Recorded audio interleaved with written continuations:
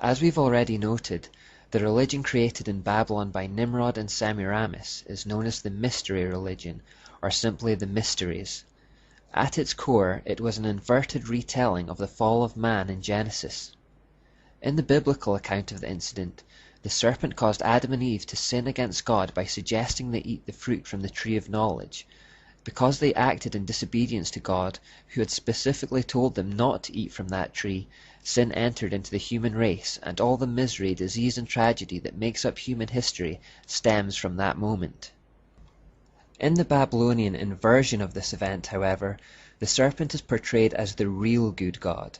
He was worshipped for opening the eyes of men and for infusing the woman with his passion and lust.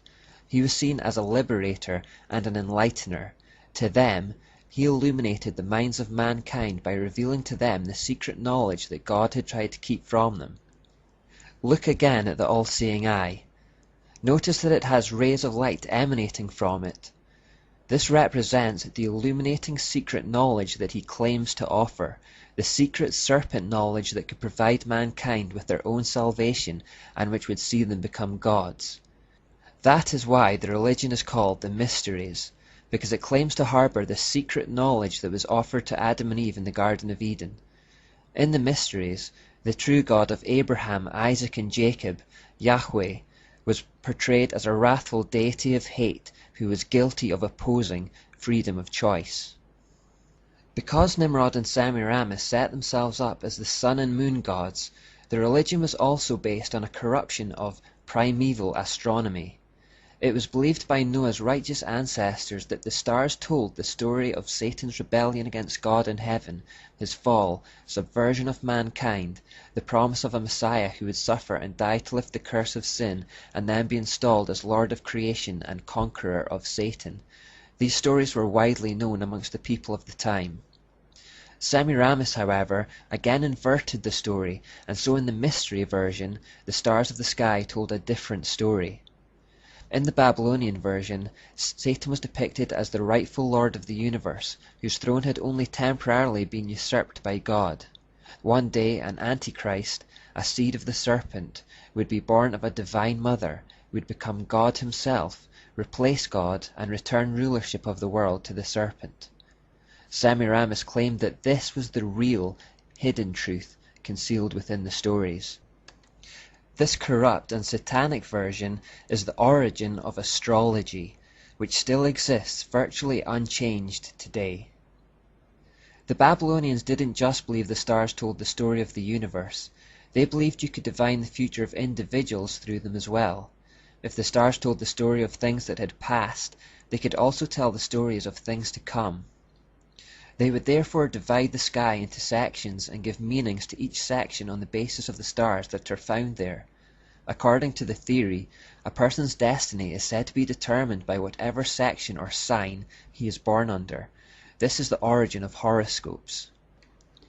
In times to come, astrology would pass to the empire of ancient Egypt, which is the place we most associate with pyramids today.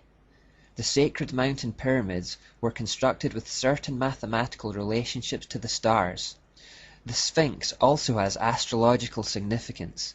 It has the head of a woman, symbolizing Virgo, the Virgin, and the body of a lion, symbolizing Leo.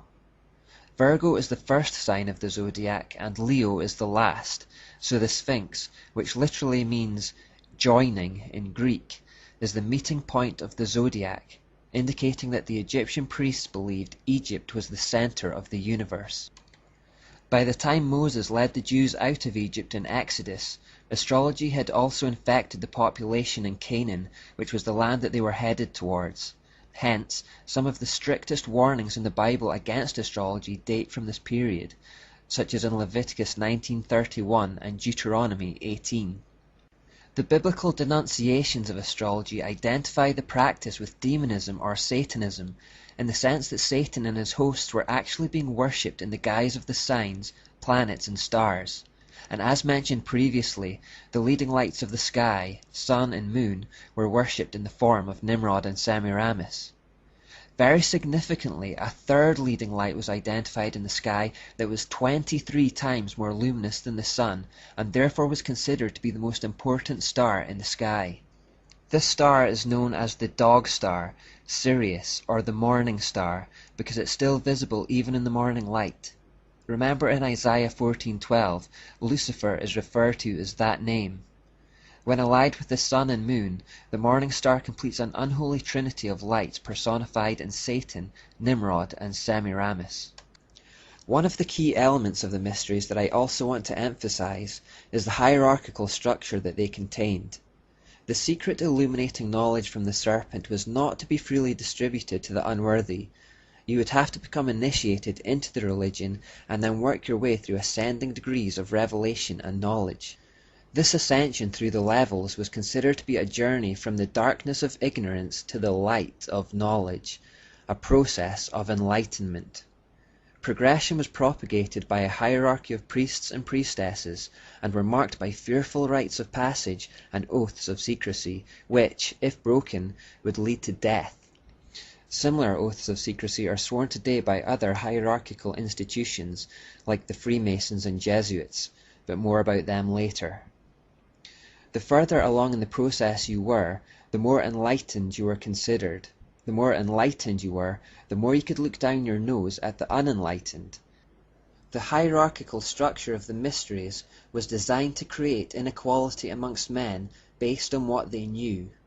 It can itself be best visualized in the form of a pyramid or ziggurat again, wide at the base and increasingly narrow as you rise through the levels towards the peak. The idea is that there is an average mass of people at the bottom of the pyramid who are ignorant, blind fools, with an increasingly small number of enlightened people towards the top.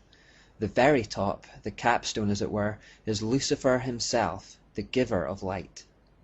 If you've read or seen Harry Potter, you'll be vaguely familiar with this concept. In those stories, the name Muggle is given to the majority of people in the world who go about their lives utterly oblivious to the wizarding world that is actually all around them, or at least very close at hand. We are encouraged to think of Muggles as idiots, and indeed the Oxford English Dictionary has even picked up on the word and defines it as an individual who is clumsy or unable to acquire a new skill. Those who were born into a Muggle family but have been awakened to wizardry are called mudbloods, i.e. half-bloods, and this places you on a higher position than a Muggle, but a lower position to those who have centuries of pure wizardry in their ancestry. J.K. Rowling here, as in many aspects of her books, is actually giving insights into real occultism. The word occult means hidden or concealed, and it is the modern name by which the ideas of the mysteries have come to be known today. When you have people involved in the occult, the information, knowledge and power that they are trying to tap into is the exact same as that serpent knowledge which originated in Babylon. The idea of occultism retains the concept that there are a powerful, enlightened or illuminated few at the top who see things as they really are, and the rest are kept in the dark, mere ignorant fools. The enlightened few consider the average mass of people to be almost subhuman, like cattle, who deserve to be led like cattle and treated like cattle. This knowledge hierarchy is replicated in almost all occult societies today, like Freemasonry for example, and it fulfills an important function of allowing Satan to pervert by small degrees. Those at the lower levels of Freemasonry have absolutely no idea of what they are actually involved in. It is only as they slowly rise through the degrees that they have the true information revealed to them. By perverting in small stages and in the passing of time, people lose sight of just how far they're straying and can be led to accept things that they would otherwise have flatly rejected if they had been given the full revelation from the start. Just a little change here, a little change there, it's not so much. And yet with enough small changes and with enough time, a person or society can be completely transformed without even realizing it. This is one of the reasons why we must have a zero-tolerance policy with sin. The concessions we make today will form a link in a chain of concessions in future if we're not careful. This kind of system that needs to keep knowledge concealed from the masses, by its very nature, necessitates the use of symbolism, gestures, monuments, secret words and signs, to ensure that those in the dark are kept in the dark. That's why the occult makes heavy use of these devices. They use symbols that are packed with meaning for the initiated, but which mean absolutely nothing to the average man. By using symbols, information can be communicated by being hidden in plain sight. That is, they are in the open air for all to see, but they are not recognized or interpreted by the average person. It is also for this reason that the occult always hides behind outward facades of neutrality, goodness, or even holiness. I mentioned this earlier, but don't expect evil to have an obvious outward appearance of evil. That's not how Satan wins people to himself. More often than not, he disguises himself as an angel of light to seduce, which is why discernment becomes one of our most important tools in these last days. It is also for the same reason that dual meanings are prevalent in the occult world. Wherever there is a dark infernal truth to be communicated, there is almost always a false but light and seemingly good cover story. The public are given the false cover story in order to keep the dark truth concealed. The initiated and the enlightened only are aware of the true meanings. By using the system of double-speak and deception, occultists can speak a sentence containing words which mean something to fellow occultists, but which mean something very different to the average person. Bernie Taupin, Elton John's lyricist, is reported to have once said that he never wrote a single song that wasn't written in this doublespeak. The average listener hears Elton John's lyrics and either doesn't discern a message at all or thinks they discern a light and wholesome one, while in reality they are telling quite a different message to the initiated. Closely related to this concept is the idea that light and darkness emanate from the same source. Nimrod and Semiramis were the sun and the moon, the leading lights of the day and night, but they were two separate manifestations of the same source, Satan. So the idea is that there's one force which has a light masculine side and a dark feminine side. If you've seen Star Wars, you'll be familiar with this concept. The force is considered neutral, but can be used for good or evil. Or what about the Wizard of Oz, where it's explained that there can be good witches or bad witches? This is key to occultism. The power is neutral, it's how you use it that counts. And speaking of songs with double meanings, Bernie Taupin also of course wrote the lyrics to a Wizard of Oz related song, Goodbye Yellow Brick Road. The Wizard of Oz has an occult message that we'll get to later. But these are themes that have infiltrated our culture, and these are some of the key telltale signs of satanic mystery religion. Look out for them as we continue our journey. A final feature of the mysteries was its absolute obsession with sex, and this is again something that carries on into modern occultism. Because of Semiramis' history as a brothel keeper, we should be unsurprised to find sexual perversion playing a huge role in her religion, and that indeed is what we do find.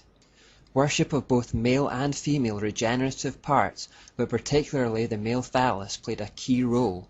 There was ritualistic sensual dancing, sacred prostitution and sodomy with male and female prostitutes. Sex was seen as an act of worship and was encouraged in all its most perverted forms. The religion was also notable for its vicious blood rituals, where animals and children were brutally sacrificed. Because sex was involved in the worship, unwanted babies often resulted, and they were sacrificed on the altar of this depraved system. The religion also involved the use of magic, conjuring, channeling and sorcery. In fact, the worship in the religion involved the most vile and evil forms of immorality imaginable.